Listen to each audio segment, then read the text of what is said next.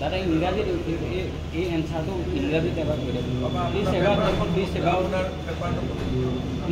all India joint secretary Hemanta Sharma সাংবাদিক হয় সাংবাদিক মই ভাৰতীয় সাংবাদিক সংঘৰ জইণ্ট ছেক্ৰেটাৰী এনেকুৱা নকৰিব আপোনাৰ DIPR কাৰ্ডটো একো নাই আছে মই কোনো তেনেকুৱা ভাৰতীয় সাংবাদিক সংঘ এক্ৰেডিটেড আছে বুলি মই নাজানো এইবোৰ নকৰিব মিছামিছি বেয়া পৰিৱেশ কিয় কৰে নমস্কাৰ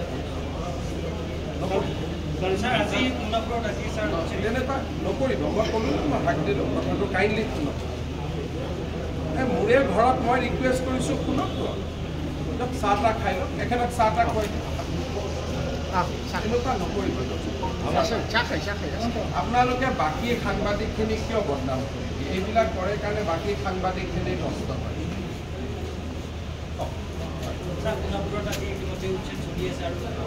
সোণাপুৰত আমাৰ উচ্ছেদ অভিযান চলি আছে সোণাপুৰ এটা tribal belt and block tribal belt and ব্লকত অতি শান্তিপূৰ্ণভাৱে আমাৰ উচ্ছেদ অভিযান চলি আছিলে আৰু ৰাইজ যিসকলে মাটি দখল কৰিছিলে তেওঁলোকে দৰং জিলা আৰু মৰিগাঁও জিলাৰ নিজৰ নিজৰ অৰিজিনেল ঘৰলৈ উভতি গৈছিলে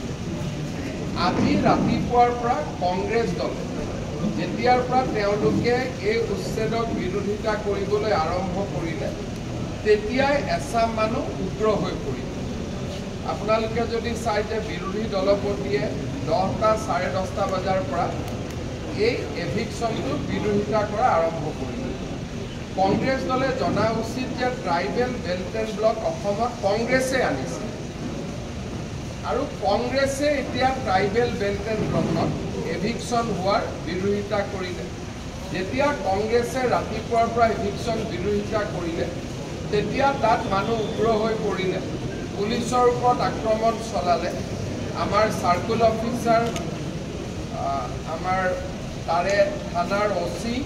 আৰু DCP গোটেইসকল ঘায়েল হ'ল পুলিচেও প্ৰত্যুত্তৰত গুলী চলাবলগীয়া হ'ল 2জন লোক নিহত হৈছে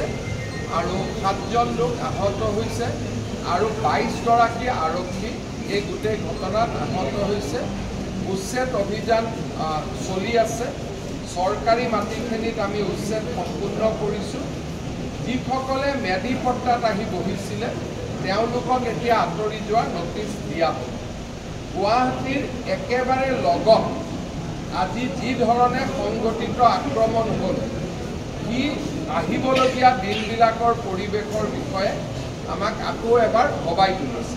যে আহিবলগীয়া দিনবোৰ কিমান ভয়ংকৰ হ'ব পাৰে আৰু এইটো গুৱাহাটীৰ গাতে লাগি থাকে মহানগৰৰ গাতে লাগি থকা অৱস্থাত আৰু যোৱাকালিলৈকে সম্পূৰ্ণ শান্তিপূৰ্ণ আছিল তেওঁলোকে নিজৰ নিজৰ ঘৰত ঘূৰি গৈছিল আৰু আমি ট্ৰেকো কৰি আছিলোঁ কিন্তু আজি ৰাতিপুৱা কংগ্ৰেছে উৎসাহ জনোৱাৰ লগে লগে পৰিৱেশ এটা অৱনতি ঘটে